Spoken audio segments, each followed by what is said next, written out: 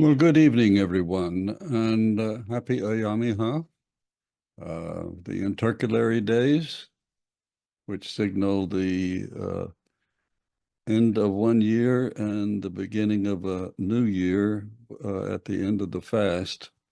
And so this is a time of gift giving and a time of preparation for the fast, and perhaps discussing what the value and purpose and of the fast is, sharing experiences for those who have fasted before, particularly valuable to those who have not.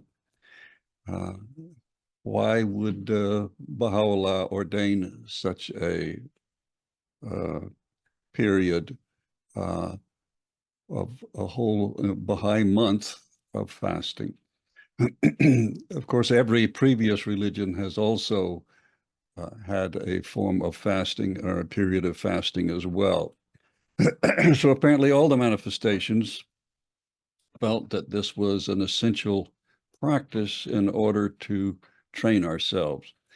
So before we get underway, let me remind you that this is the last class for a while in the series that we began, and a kind of promised more than I delivered insofar as our beginning with understanding some of the devices that are prominent in the poetic writings of the faith. So we'll pick that up again when we restart the classes. And I will tell you what they will be about before this class is over, though I can't tell you exactly when we will restart the classes because it depends on when I get the work done that I am currently about. So let me share my screen, and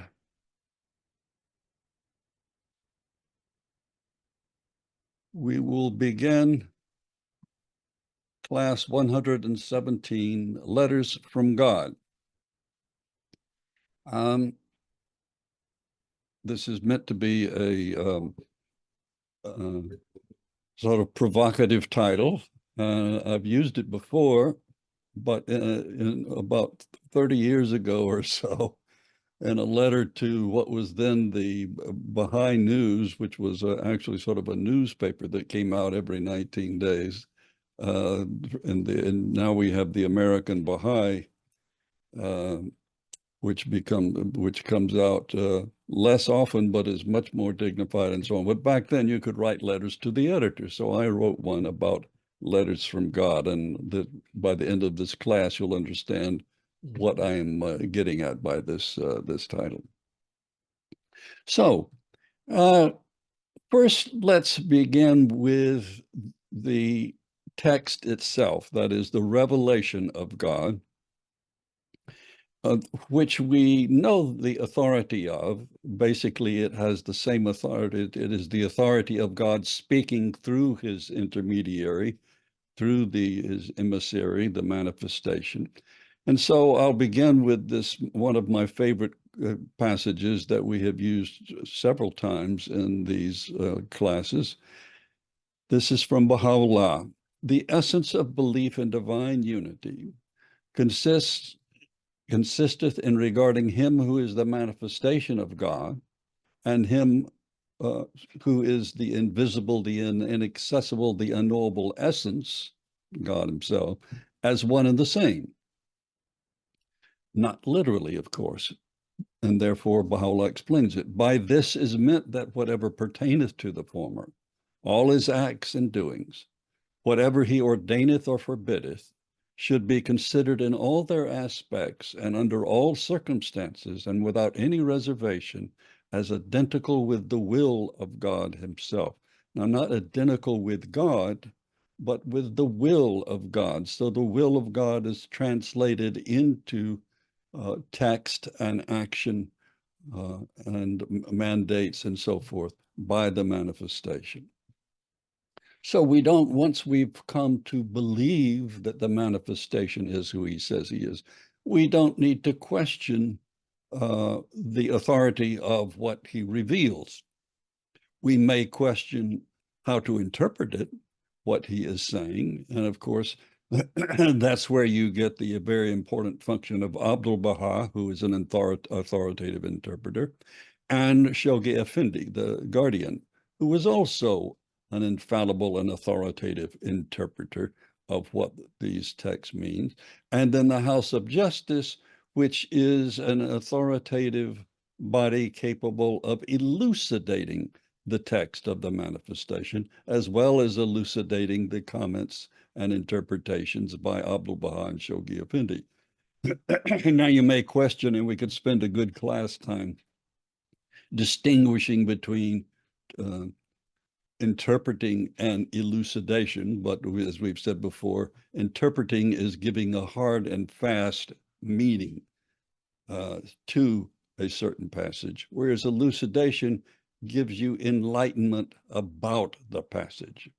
So that's and of course, elucidate comes from the Latin, from the light. So it enlightens us about some aspects of the passage. So there's the authority of the manifestation.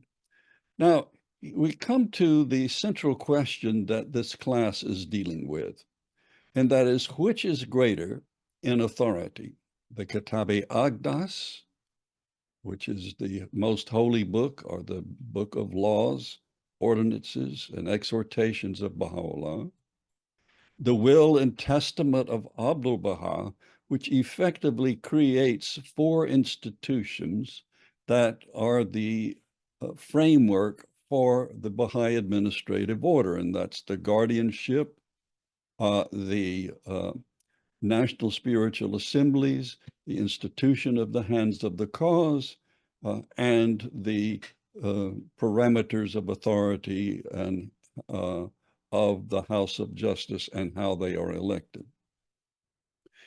The mandates and interpretations of the guardian. These are sometimes interpreting the writings of Abdu'l-Baha and Baha'u'llah. His writings are sometimes giving great insight into the history of the faith and the history of how the various milestones in the evolution of humankind until we achieve in time, during this dispensation, the golden age of Baha'u'llah, or the most great peace. The decisions and laws of the House of Justice. Now, the decisions of the House of Justice, for example, the 9-year plan is a decision of the House of Justice. And the laws of the House of Justice. Now, they haven't made any laws yet, but in the future they will. In other words, in addition to implementing the laws that are already in the Aqdas, many of which, in fact, I would say almost most of which, insofar as numerically are concerned, the number of laws, most of them have not been, because they must await a time when you have a society that can carry out those laws, where they can be both understood and become applicable and become enforced. So some of them depend on a changed society, but the most basic fundamental laws, the most important laws, insofar as our individual lives are concerned, and even of the institution and its structure, have been carried out. So again, going back, which of these has greater authority? And to understand that, we must turn to the will and testament of Abdu'l-Baha. And so much of what this last class in this sequence is about has to do with the interpretation of authority and where it comes from and how it is established as described in the will and testament of Abdu'l-Baha, one of the central links and documents of the covenant. The first, of course, being the will and testament of Baha'u'llah himself, the Kitab-i Aqdas, and of course, the law and the will and testament of Abdu'l-Baha, and so on. The sacred and youthful branch, the guardian of the cause of God, as well as the House of Justice, to be universally elected and established, are both under the care and protection of the Abha beauty, under the shelter and unerring guidance of the Exalted One. May my life be offered up for them both. Now, that means that under the care of means there are two kinds of infallible authority. One is inherent, and that belongs to the manifestations alone, as we will read. And the other is conferred, and this is a power, a capacity that the manifestation has to, if you will, adorn a successor or a group, in the case of the House of Justice, an established institution, with unerring authority.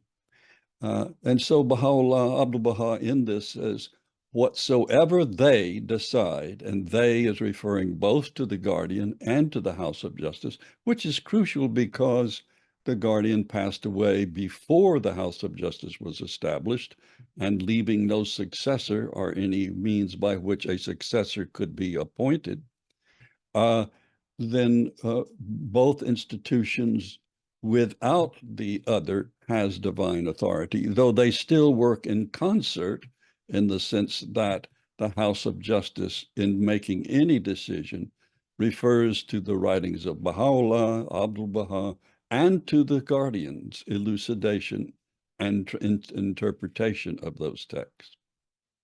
So whatsoever they decide is of God, that's their authority. Whoso obeyeth him not, neither obeyeth them. In other words, if you don't obey the guardian nor them, the members of the House of Justice, hath not obeyed God. Whoso rebelleth against him and against them hath rebelled against God. Whoso opposeth him hath opposed God. Whoso contendeth with them hath contended with God. Now, I'm sure you're already ahead of me on this, and you've guessed that the authority of these has the same authority as the other.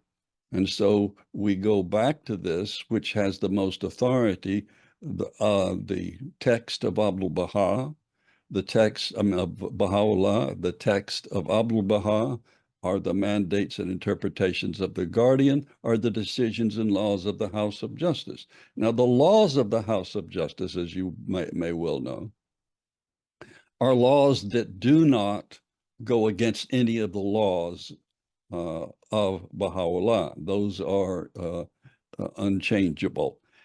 But they can make laws on their own authority, even as they can abrogate those same laws. So in other words, they may, for a time being, say, what we need is a law doing this in this particular area of the world, binding on this country, or temporarily for the whole of mankind. And then once circumstances have changed, presumably for the better, they may say, now we no longer need that particular law. But again, only laws that do not change or alter or violate the laws already established by Baha'u'llah, interpreted and translated by Abdu'l-Baha and the guardian.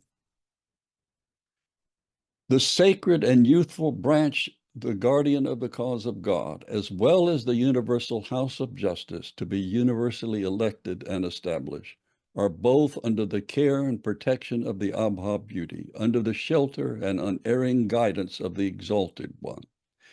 So this authority then and infallibility is covering the writings and decisions of all of four of these: Baha'u'llah, Abdu'l-Baha, the guardian, and the House of Justice. Unto the most holy book everyone must turn. This is in the Will and Testament also. And all that is not expressly recorded therein must be referred to the House of Justice. And so much is left to the House of Justice to do in the future, both by way of implementing the laws of the Agdas and by filling in whatever other laws are necessary at any given time. That which this body, whether unanimously or by a majority, doth carry, that is verily the truth and the purpose of God himself. Whoso doth deviate therefrom is verily of them that love discord, hath shown forth malice, and turned away from the Lord of the covenant. So that makes it clear that the decisions of the House of Justice are not only infallible, but that they are equivalent to a letter from God, in the way I put it. It is incumbent upon these members of the House of Justice to gather in a certain place and deliberate upon all problems which have caused difference, questions that are obscure, and matters that are not expressly recorded in the book. Now, the book here doesn't refer to a particular book. It means the text, the holy text. Now, here is the critical part of this passage that shows that whatever they say is like a letter from God. Whatsoever they decide has the same effect as the text itself. And the text is capitalized because it means the Holy Writ, the scriptures of the Baha'i faith, the revelation of Baha'u'llah, as well as the talks and written works of Abdu'l-Baha. So whatever they decide has that same authority, that same power, the same effect as the text itself. And effect in this case is a sort of may sound ambiguous, but of course it's not. It means it has the same authority. It has the same binding effect on us, the believers. We go on from the will and testament. Inasmuch as the House of Justice hath power to enact laws that are not expressly recorded in the book, in this case, it's talking about the Agdas, though there are some laws, or at least explications of laws in works written after the Agdas, as you well know, and bear upon daily transactions, so also it hath the power to repeal the same, so they can abrogate their own laws, not the laws of Baha'u'llah. Thus, for example, the House of Justice enacteth today a certain law and enforceth it. And 100 years hence, circumstances having profoundly changed and the conditions having altered, another House of Justice, not meaning another body, but with new members on it, will then have power, according to the exigencies of the time, to alter that law. This it can do because these laws form no part of the divine explicit text. The House of Justice is both the initiator and the abrogator of its own laws. So I think that's clear. I hope that is. So again, their letters, their advice, these are letters from God. To none is given the right. This is also from the Will and Testament. And this is so profound because this is the only time in the history of religion or in the history of governance that a framework, a governmental or administrative framework, has no individual of authority. And I don't mean over the whole religion. And this does, of course, we did have at one point, but at this point, there will never be in the dispensation of Baha'u'llah individuals that have authority over the religion as a whole, nor are there individuals in any of the institutions that have authority on their own. To none is given the right to put forth his own opinion or express his particular conviction. All must seek guidance and turn unto the center of the cause and the House of Justice. And he that turneth unto whatsoever else is indeed in grievous error. So if you turn, as some did when there were covenant breakers in the midst, and some had attained some following, if you turn somewhere else other than to And he was collecting the center of the cause, of course, was Abdu'l-Baha himself when he wrote this, or Shoghi Effendi once he had become guardian. What we may not understand is that while the writings of Baha'u'llah are regarded as the revelation itself, the text, and this is my writing now, this is not from the Will and Testament, these other sources are equally authoritative. They should likewise be regarded as infallible guidance from God. Therefore, we correctly regard the Most Holy Book as containing the foundational laws for our personal lives, but the elucidation, interpretation, and implementation of these laws by Abdu'l-Baha, Shoghi Effendi, and the House of Justice should be regarded as having the same weight and authority. Infallibility does not admit degrees, and what I mean by that is you can't be somewhat infallible. Infallibility means without error, and he states that, Abdu'l-Baha does, in the Will and Testament. What does it mean? It means without error. So they can make no wrong decisions. That is, a statement or advice is either infallible or it is not. Thus, while only Baha'u'llah as a manifestation partakes of the most great infallibility, meaning only he is inherently infallible, the infallibility of Abdu'l-Baha, Shoghi Effendi, and the Universal House of Justice is conferred and derives from Baha'u'llah and is no less authoritative or infallible. And so that's why what they write and what they decree is the same as that of the manifestation, insofar as it having the same effect as the text itself, and so forth. So all of their writings and all of their guidance are letters from God. So in other words, you have this logical deduction here. God ordains the manifestation to everything he says as to have the authority of the will of God. Baha'u'llah confers that authority on Abdu'l-Baha, who confers it on Shoghi Effendi and the House of Justice.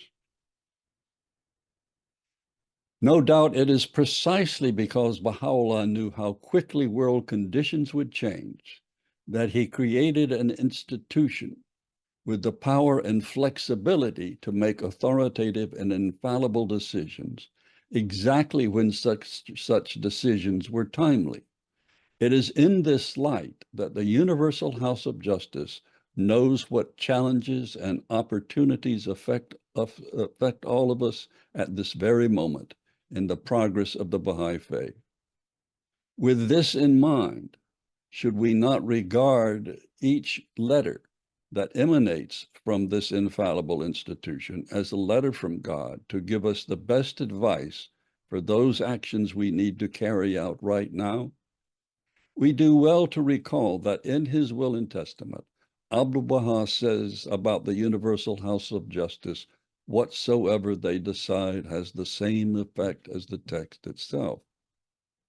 Now, I'll give you an example of a teaching that is temporary, that are not a teaching, but a law or guidance. Shoghi Effendi decreed, if you will, that anybody writing about the Baha'i faith should have this writing approved by a review process that is extant in every country. So the National Spiritual Assembly, or its agency that it appoints to do the work of review, all of the books I have written about the Baha'i faith have been reviewed by the National Assembly, if not of this country, then the country where the book was published.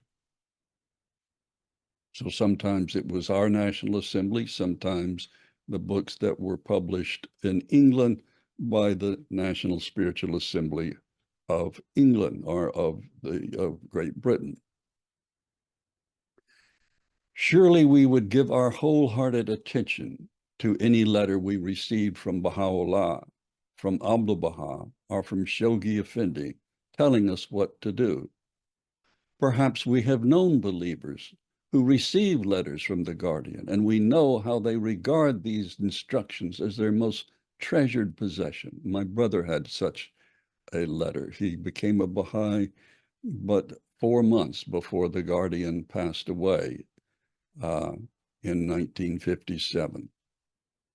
And it meant so very much to him, and indeed it is engraved on his tombstone. Certainly, we would also be careful to follow as exactly as we can whatever guidance or advice such letters provide.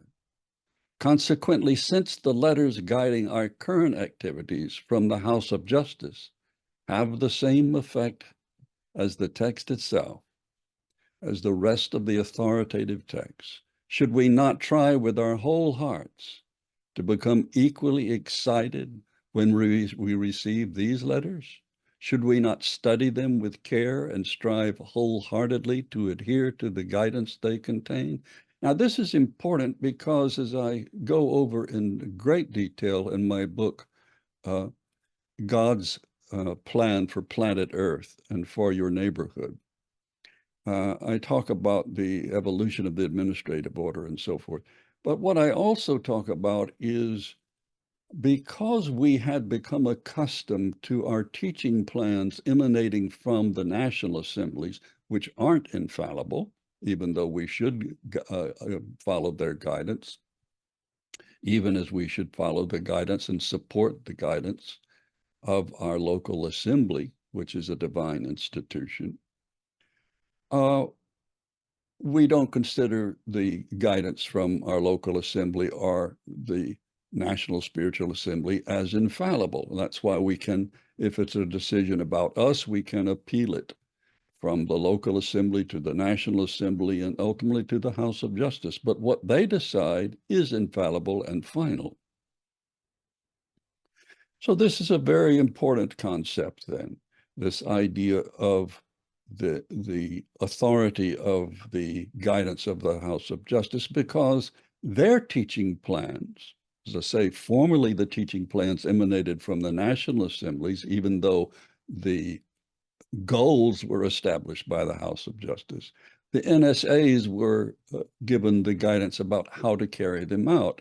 Now the guidance, it comes directly from the House of Justice. And so the four past 4-year plans from 2001 to 2021, those 4 5-year plans, and the 9-year plan that we are now pursuing, these are directly designed by and put into effect by the House of Justice. They are letters from God and guidance from God, as you can see. It follows logically, if you will. And it's what's interesting about it, it's been during my lifetime as a Baha'i that this has come to pass. It used to be that for a while, once the House of Justice was established and they would come out with guidance or decisions, so, and someone would question that decision or so on. Because it wasn't properly understood that the House of Justice is infallible. Well, how could they be? They're just 9 men. They are elected by this refining process, this 3-tiered process that Abdu'l-Baha designed. And certainly they have no ability as individuals to dominate this 9-membered body. Nevertheless, some people would say, well, I know why this decision came because so-and-so is on the House of Justice, and I've known him before he was on the House of Justice, and I know the kinds of things he prefers and so on. And this caused some consternation and so on. Particularly, this was true when we first transitioned to the RUI courses, the Institute courses, and the other core activities, the home devotionals, the children's classes, the junior youth spiritual enlightenment, program, these core activities, because they were supported by not the branch of the learned, the elected, but by the branch of, by the rulers, but by the branch of the learned.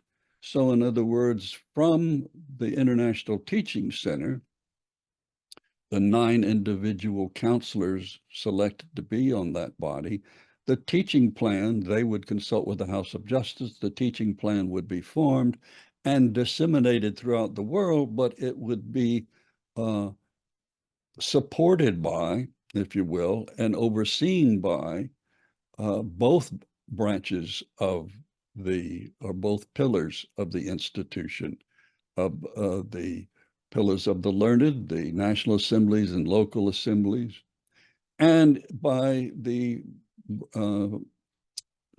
institution of the learned, the continental boards of counselors, their auxiliary boards, and the assistants to the auxiliary boards. And so you had these teaching agencies formed in clusters, and that was another thing that was created by the House of Justice, the clusters by the House of Justice. So in other words, even though there may have been an auxiliary board member in the community saying, here's how you should do this, and you'd say, well, you have no authority, you're just a helper. That's what auxiliary means, that you help the local assemblies, even as the counselors help and guide the National Assembly. But you don't have authority, you're advisory. Well, that's true. But the clusters were created by the House of Justice, and the plan was created by the House of Justice. Therefore, the plan is infallibly devised. Now, getting back to this idea of infallibility, because it's interesting. I remember having a conversation a long time ago with an individual who worked at the World Center, and this is when this issue first came up, and said, well, I really don't think that what that means is they're really infallible. How could they be infallible? They're just individuals elected to this position. And what becomes clear in the writings when you study this is that the infallibility is something that occurs when they make the decision. And they are not aware of where that authority, not aware. In other words, they can't say, well, we came to this decision because of this group of 3 individuals or that group of 4 individuals. Almost every decision they make includes every member. There's very little, there's no dissension, if you will, no minority report. It is a marvel to think about. A recent Rizwan letter from the House of Justice speaks of focusing our lives on the processes and plans they have created for us. It speaks in particular of the need to study the December 27th, 2005 letter from the House of Justice to the International Teaching Center, which speaks clearly of what should be our personal focus for the coming years left in this 5-year plan. Of course, this is some time ago, but the wisdom in it still pertains. And the remainder of the first century of the formative age, 1921 to 2021. 1921 was when the Guardian first became Guardian, and 2021, of course, was the end of that first century of the formative age.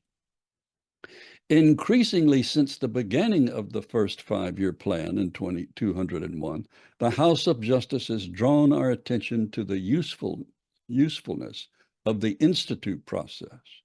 Gradually, the House of Justice has introduced us to new concepts, new terminology, and a focus at first on 3, now on 4 core activities as the best means to accommodate the urgent need worldwide to teach the masses and then incorporate them into the body of the faith of Baha'u'llah. No doubt other core activities will be introduced as they become needful and as we become ready to implement them. And of course, from the get-go of these first 5-year plans and now into the 9-year plan, the purpose has remained the same, and that is to create community, to focus on creating neighborhoods that are largely involving non-Baha'is, but instigated or by Baha'is, because this is, after all, this institution is for the world at large, not just for those who have personally given their allegiance to the Baha'i faith. While the Universal House of Justice has ordained that we focus individually and collectively and on participating in whatever way we can in the Institute process and the other core activities, it also emphasizes that there is ample room in every phase of this systematic process for personal initiative. And so there are lots of things you can do as an individual or as an individual helping your community through your LSA and through discussion and so forth. So you're not confined to these core activities. These are simply, I wouldn't say just suggestion, they're important, but there are, at this point, the most important things you can do by way of the House of Justice found, by way of establishing community. As the House of Justice has made clear, the present Institute curriculum, the RUI courses, are not flawless or infallible, and indeed many of the books have been changed much for the better since they began. They haven't been done away with, they've just been revised. But the guidance by the Universal House of Justice that we all employ this program worldwide is both authoritative and unquestionably the most propitious path we can take to do our part. As Dr. Penny Walker of the ITC, and that's the International Teaching Center, she was a member of that body when this was written, she no longer is, noted in one of her comments to the delegates at the National Convention of the Baha'is of the United States, and I was at that convention, the House of Justice commented in a letter to one National Assembly that passive acceptance is not an adequate response to the plan or to the Institute process, because there was indeed resistance at first to this plan, because people did not think clearly about these are letters from God. These are not simply suggestions by a fallible body that happened to get elected. And so simply, certainly you don't want to, as Abdu'l-Baha said, if you go against them, you're going against God. That sounds terrible. But even if you simply say, okay, I won't go against it, I'll accept it, but I'm not going to like it, that's not an adequate response. And I don't need to belabor the point. I think it's pretty clear that the plan and the Institute process, which are still, both of which in this case is a different plan, but it's the same process. I think some people felt if they sort of waited it out, it would go away and we could go back to the parlor religion that we had had for about 100 years. This was quite a change. It was a very significant change. Because the articulation and exercise of this process by others may not always seem clear or wise to us, it becomes our duty to look beyond the imperfections of those attempting to serve. And this was what was happening at first. You had this plan come down through from the ITC to the boards of counselors, to the auxiliary boards. And in that process, there would be sometimes some confusion on the part of the individual board members, auxiliary board members, trying to say what should be done and how it should be done. And so that wasn't the carrying out wasn't perfect. The plan was, but not there were lots of bumps. And those attempting to serve and to keep our vision on the divine guidance channeled from God to us through the Universal House of Justice. There's your letter from God. When we have questions about any part of the guidance we are receiving from those involved, We should not quarrel, quibble, or feel dismayed, but rather go to the source itself, the authoritative text of the letters of the Universal House of Justice. Authoritative text. There's your important phrase there. And the guidance in the documents that have been prepared at its behest by the International Teaching Center. So the International Teaching Center is not an autonomous body. It is appointed by the House of Justice, the members are, and it consults with the House of Justice on anything it puts out in the way of letters to the believers. Clearly, we are at a turning point in the history of our faith. If we possess adequate insight, we will welcome this transition, even as the faithful welcomed every other significant transition in the past, whether the advent of Abdu'l-Baha as center of the covenant, Shoghi Effendi as guardian, or the House of Justice as the crowning institution of Baha'u'llah's blueprint for a world commonwealth. By no means does this imply we should feel guilty if this change feels awkward or uncomfortable for a time. Change and progress always induce stress, even as physical conditioning requires that we strive beyond what is easy or familiar or comfortable. But if we focus our attention on the guidance itself and on the felicitous objectives this change will induce, we will find sufficient solace, resolve, enthusiasm, and existential delight to embrace the divine bestowal of this God-given guidance. So we have the question to ask ourselves, what are we doing at this present moment? What are you presently doing to carry out some aspect of the guidance contained in the 9-year plan? If these are indeed letters from God, and we accept that fact, because we can't logically deny it if we are Baha'is and believe in Baha'u'llah, then we have to ask ourselves, what am I doing that is not just in compliance with the plan and not just going against the plan, but what specific thing am I doing that is suggested as a avenue of action suggested by the plan? What authority does the 9-year plan have? We have to keep reminding ourselves, letters from God. This is a letter from God. Every letter from the House of Justice has that status. What are some of the paths of action it offers for us to follow?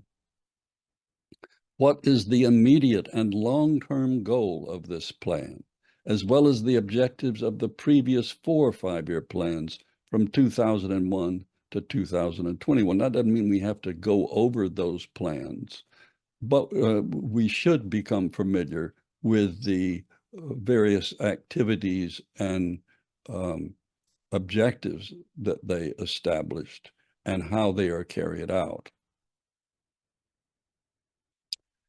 Well, I hope you understand now why I use the title Letters from God and why that is not just, it's not meant to be clever or cute, it's meant to be factually accurate if we are Baha'is and believe that Baha'u'llah is who he says he is.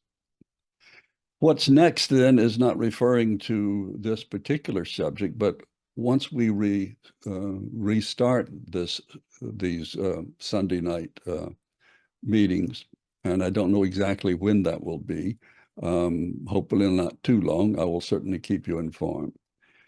What I think we're going to do, and this is just something I've come up with for a reason that will become apparent in just a second, is a series of discussions on the life and poetry of Tahirih.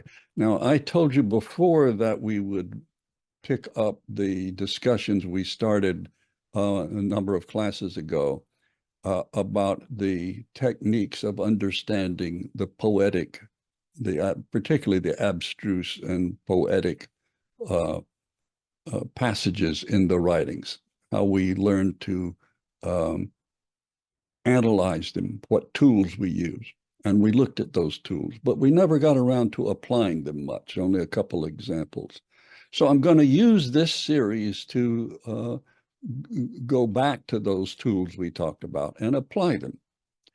And the reason that I have chosen the life and poetry of Tahirih, most Baha'is know something about the life of Tahirih, about 3 or 4 facts. What they do not know is what I have discovered along with my co-author, Abdu'l-Baha, and what is being discussed in books coming out by others about the writings of Tahirih, because she didn't just write poetry. But she was, as you will read, if you just simply go to Wikipedia, again, most of the stuff on the faith in Wikipedia is written by Baha'i authorities. And so most of it is correct and valuable. And so the summary of the life of Tahirih is a good one. It's a good place to start, let me put it that way. But what you'll discover is that she was a renowned teacher. She was highly respected for her great physical beauty, but she was more respected for her, of course, her brave stance and her martyrdom. But she was also had an immense following when she was teaching, because she took over the classes that were being taught by Sayyid Kazim of Rashdi, who was, of course, the student of Sheikh Ahmad al-Aqsai. And so she was the main teacher after Sayyid Kazim died. And for that, she was eventually imprisoned, and eventually she was martyred. But what I have done with my co-author, Abdu'l-Baha, over the past, I don't know, 10 years, I guess, or more, we have found, largely by complete accident, I wouldn't say accident, when it occurs like this, it's sort of a divine guidance, but we found 4 different manuscripts of her poetry, which we have translated into English with an abundance of introductions and footnotes to explain some of the allusions and some of the imagery. Of course, poetry books don't sell well because we are not familiar with poetry, and poetry is hard for most people. But her poetry is like nothing else you have read before. They're not just poems, they are insights into philosophy, theology, ontology, and the like. The first book that we put together, translating her poetry, and this is both in English and in Persian, and the Persian is, and the next books are from a transcript written at the time of Tahirih. So the first one is a George Ronald book, The Poetry of Tahirih. We'll go through that one. It has some nice short lyric poems and speaks mostly of her personal love of the Bab in terms of the love poetry of the Sufis. Adam's Wish is the second book we did, and this is more towards theology and the idea of progressive revelation. That's the allusion to Adam. Adam's wish was that the new day, the day of resurrection, would occur immediately. But no, he realized that it had to come gradually. And of course, Adam stands not only for the manifestation Adam, but for humankind.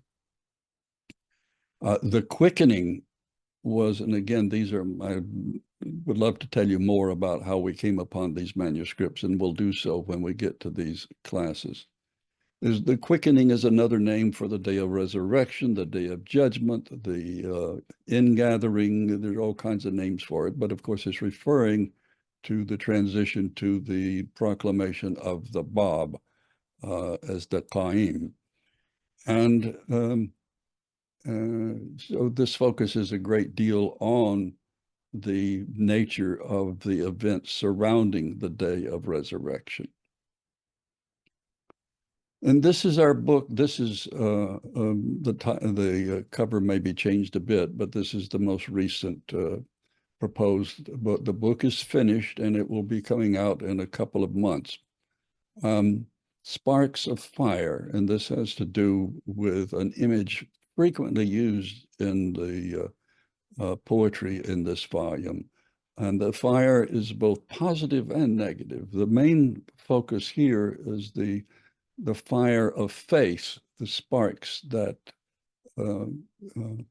there's sometimes, I think, in Nabil's narrative, he talks about the spread of the Baha'i faith throughout Iran, how quickly it occurred, and that it was like a fire sweeping across Persia. And the negative part, of course, is the fire of those who wish to destroy the faith. All right. That will finish our presentation tonight.